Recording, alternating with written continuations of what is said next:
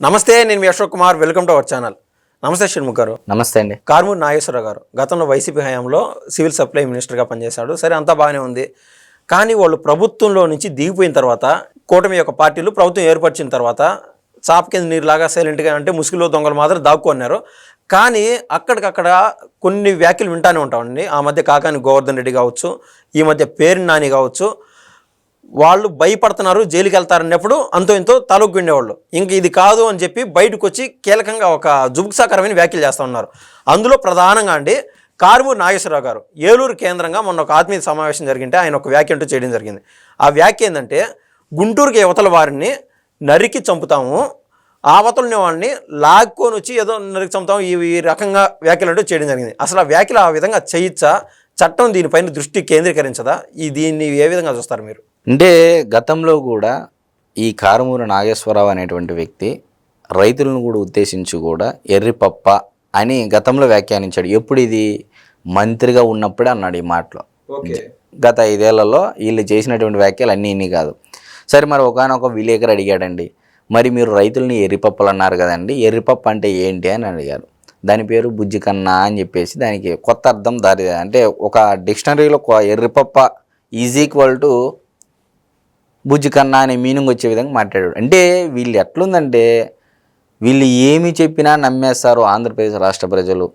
నిజంగా కారుమూరి నాగేశ్వరరావు అనేటువంటి వ్యక్తి దమ్ము ధైర్యం ఉండేటువంటి వ్యక్తి అయితే చెప్పాల్సినటువంటి మాటలు ఏంటండి, అయ్యా 2014 నుంచి 2019 మధ్య కాలంలో అన్నా క్యాంటీన్ పెట్టారు.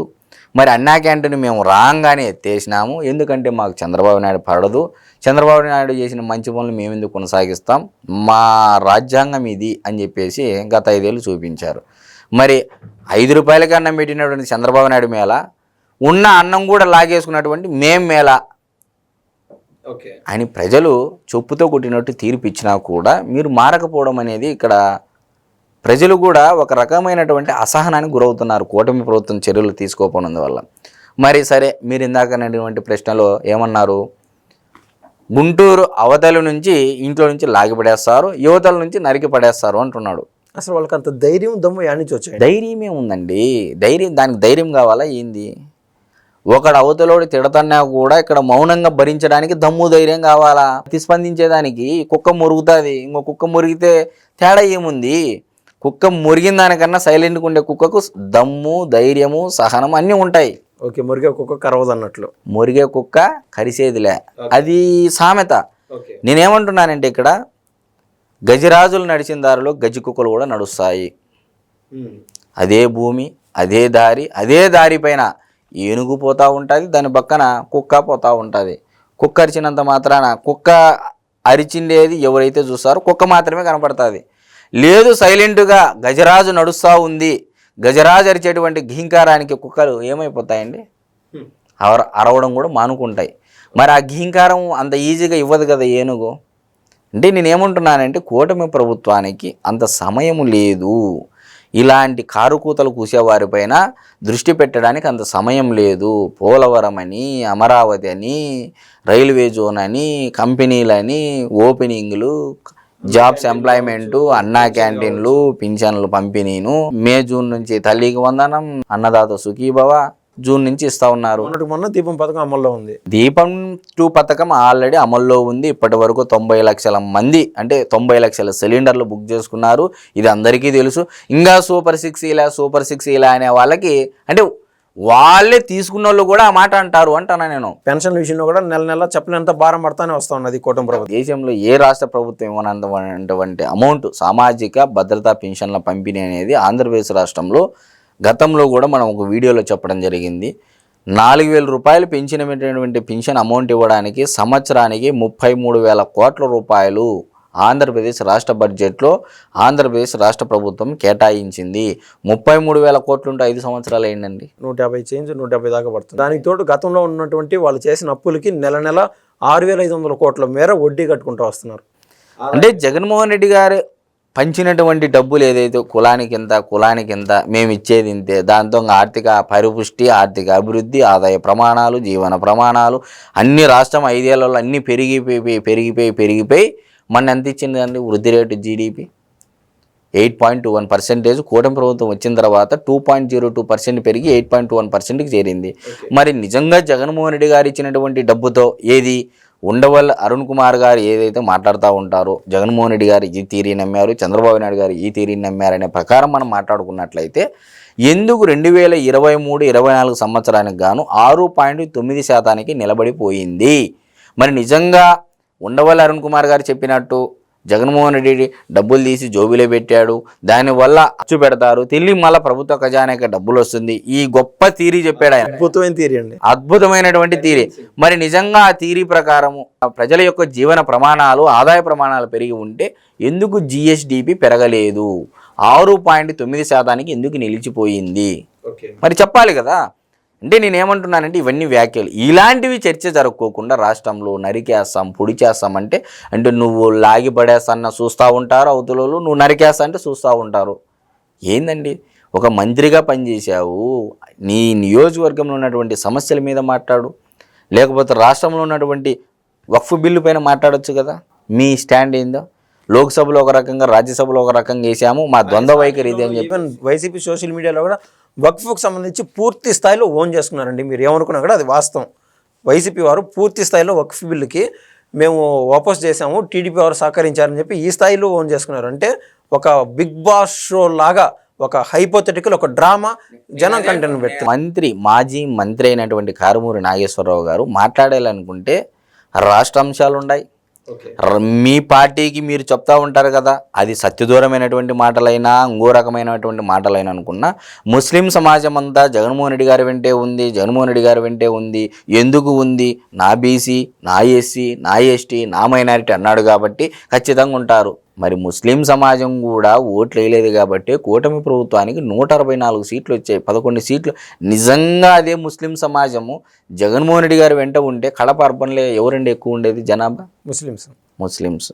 మరి ఎవరికి ఓట్లు పడ్డాయండి? రెడ్డప్ప గారి, మాధవిరెడ్డి గారికి. ఎవరండి ఆమె అభ్యర్థి? తెలుగుదేశం పార్టీ అభ్యర్థి. ఎందుకు పడ్డాయండి? నిజంగా ముస్లిం సమాజం మీ వెంట ఉంటే గత 5 ఏళ్లలో ఎన్ని పథకాలు తీసేశారు? అంటే నేను ఏమంటున్నానంటే ఇలాంటి చర్చ జరగాలి అంటున్నా. రాష్ట్రంలో వైకాపా ఆత్మీయ సమావేశమైన, పార్టీ అంతర్గత వ్యవహారాలైనా, నెక్స్ట్ మీ పార్టీకి శ్రేణులు కానీ కార్యకర్తలు కానీ రాష్ట్ర సమస్యలపైన, నియోజకవర్గ సమస్యలపైన ఇలాంటివి చర్చ జరిగితే, హుందాకరమైనటువంటి ఆరోపణలు చేస్తే రాష్ట్రం అటు అభివృద్ధి చెందుతుంది, మీ పార్టీ మీద కాస్తో కూస్తో ఒక రకమైనటువంటి భావం ఏర్పడుతుంది ప్రజలు అనేది నేను చెప్తా ఉన్నాను. కారుమూరి గారు ఈ వ్యాఖ్యలు చేసిన తర్వాత తెలుగుదేశం శ్రేణుల్లో ఆటోమేటిక్గా కోరుకుంటాయి, ఇది మా సైడ్ నుంచి ఎవరైనా మాట్లాడితే బాగుండని. అప్పుడు అందరి దృష్టిలో మెలిగే నాయకుడు ఎవరైనా ఉన్నారంటే చింతమనేని ప్రభాకర్ గారు. ఎందుకంటే దెందలూరు నియోజకవర్గం ఆ ఏలూరు పరిధిలో ఉంటుంది కాబట్టి. ఆయన ఏదైనా వ్యాఖ్యలు చేసే ఛాన్స్ ఉందా, లేక ఆయన ఎవరైనా ఆపుతున్నారా? టీడీపీకి సంబంధించి అధినేత కావచ్చు ఎవరైనా. నిజంగా తెలుగుదేశం పార్టీలో వీళ్ళు ఏమంటున్నారంటే మేము ఏందో వచ్చే నరికేస్తాం, పొడి చేస్తామని. అంటే ఈ సంస్కృతి అనేది నిజంగా తెలుగుదేశం పార్టీ చేయాలి అని అనుకుంటే అందరికీ తెలుసు, అది తెలుగుదేశం పార్టీ వాళ్ళ సత్తా అయిందనేది అందరికీ తెలుసు. దాంట్లో ఈరోజు నేనేందో చెప్తాను కాదు. అంటే పడుకున్న దాన్ని లేపి తన్నించుకునే పరిస్థితికి తెచ్చుకుంటున్నారు తప్ప. మరి నిన్నటి జగన్మోహన్ రెడ్డి గారి పర్యటనలో ఏం జరిగిందో అందరికీ తెలుసు. ఆయన బట్టలు ఉడదీస్తామంటాడు, ఈయన నరికేస్తామంటాడు, పొడి చేస్తామంటారు. ఏంటి ఈ వ్యాఖ్యలు? అంటే మీరు ప్రజల సమస్యలను గాలి కుదిరేశారు. ప్రతిపక్షం పాత్ర పోషించాల్సింది పోయి పనికి మాలిన పాత్ర పోషిస్తున్నారని చెప్పేసి అయితే మనం ఖచ్చితంగా చెప్పవచ్చు. అంటే రాప్తాడు పర్యటనలో జగన్మోహన్ రెడ్డి వచ్చారు కదా, అందుకు ఆ మాట కోసం కొనసాగింపుగా ఒక ప్రశ్న అండి. జగన్మోహన్ రెడ్డి గారు కూడా అంటే అంటే బెంగళూరు యలహంక ప్యాలెస్ వెళ్ళి ఉంటున్నాడు. నిన్న ఆయనకు ఒక అవకాశం దొరికింది ఆ లింగమయ్య చనిపోవడం వల్ల. సో జగన్మోహన్ రెడ్డి కూడా ఐడెంటిటీ క్రైసిస్తో రావడం జరుగుతుంది. అంటే ఇటువంటి మీడియాలో జగన్మోహన్ రెడ్డి ఎక్కువసార్లు వస్తాడు అని చెప్పి ఐడెంటిటీ క్రైసిస్తో జగన్మోహన్ రెడ్డి కూడా బాధపడుతున్నాడా? కారుమూరి నాగేశ్వరరావు గారు కూడా ఐడెంటిటీ క్రైసిస్తో బాధపడుతున్నాడు. నిజంగా ఇలాంటి రెచ్చగొట్టే వ్యాఖ్యలు చేశారంటే ప్రజలంతా చూస్తారు. వైసీపీ క్యాడర్ మొత్తం అటువైపు చూస్తుంది. కారుమూరి నాగేశ్వరరావు అబ్బా ఏంది అబ్బా ఈయన ఎవరో నరికేస్తా అంటున్నాడు, ఏంది రబ్బా ఈయన మాటల్లోనే ఇంత నరుకుడు ఉందే, ఇంకా చేతిలో కత్తి పెడితే ఎంత నరుకుడు ఉంటుంది, గొడ్డలు పెడితే నరుకుడు ఉంటుంది, కోడి కత్తి పెడితే ఎంత నరుకుడు ఉంటుంది అని మనం ఆలోచన చేయాల్సి వస్తుంది. కొడాలి నాని కానీ ఇటువంటి వల్లంనేని వంశీ కానీ ఇటువంటి వాళ్ళని స్మరణకు తెచ్చుకునే ఛాన్స్ అంటూ ఉండదా? ఇంకా ఎక్కడుందండి, కూటమి ప్రభుత్వానికి అంత టైం ఎక్కడుంది? నిజంగా అంత టైమే ఉంది. కారుమూరి చేసిన వ్యాఖ్యలకి చంద్రబాబు నాయుడు గారు చూడనివ్వండి, ఈ ఫ్యాక్షన్ రాజకీయాలు 30 దాదాపు క్లెయిమ్ క్లేమోర్ మైన్స్ ఎన్ని క్లేమోర్ మైన్స్ అండి, ఎన్ని అడుగుల కారు లేచిందండి. మరణాన్ని దగ్గరగా చూసినటువంటి వ్యక్తి చంద్రబాబు నాయుడు గారు. ఈరోజు వీళ్ళు ఏదో నరికేస్తాం పొడి చేస్తామంటే ఇలాంటి ఉడత ఊపులు చాలా 45 ఏళ్ళ చరిత్రలో ఆయన చూడనివి లేదు. అంత టైం ఆయనకి లేదు ఇలాంటివి పట్టించుకునే టైం. ముఖ్యంగా నిజంగా ఆయన పట్టించుకున్నాడు అంటే ఆ రోజు ఉమ్మడి ఆంధ్రప్రదేశ్లో హైదరాబాదులో 1991 నుంచి 95 వరకు జరిగినటువంటి మత ఘర్షణలు ఏ విధంగా అణిచివేశాడనేది అందరికీ తెలుసు. కారుమూరి నాగేశ్వరరావు ఎంతండి, ఎందుకు అతని గురించి మాట్లాడి మనం కూడా ఏదో అతను ఏదో చేసేస్తాడని. కాబట్టి కూటమి ప్రభుత్వం అభివృద్ధి డెవలప్మెంట్ పైన ఫోకస్ పెట్టింది. కాబట్టి ఇలాంటి వాళ్ళు ఐడెంటిటీ క్రైసిస్ కోసం, అంటే ఐడెంటిటీ క్రైసిస్లో ఉన్నటువంటి వాళ్ళు తన ఐడెంటిటీ ఉంది, అప్పుడప్పుడు పాము పొట్టలో సాగుతుంది అనేది ఏ విధంగా అయితే వినపడతా ఉంటుందో, కారుమూరి నాగేశ్వరరావు అనేటువంటి వ్యక్తి వైఎస్ఆర్సీపీ పార్టీ 11 సీట్లు మునిగిపోయింది కాబట్టి ఇంకా లేదనుకునే వాళ్ళకి నేనున్నానయ్యా అని చెప్పేసి నిరూపించుకోవడం తప్ప ఇక్కడ అదేనో ఉద్ధరిస్తాడో పెడతాడని ఏం లేదండి. ధన్యవాదాలండి. నమస్తే.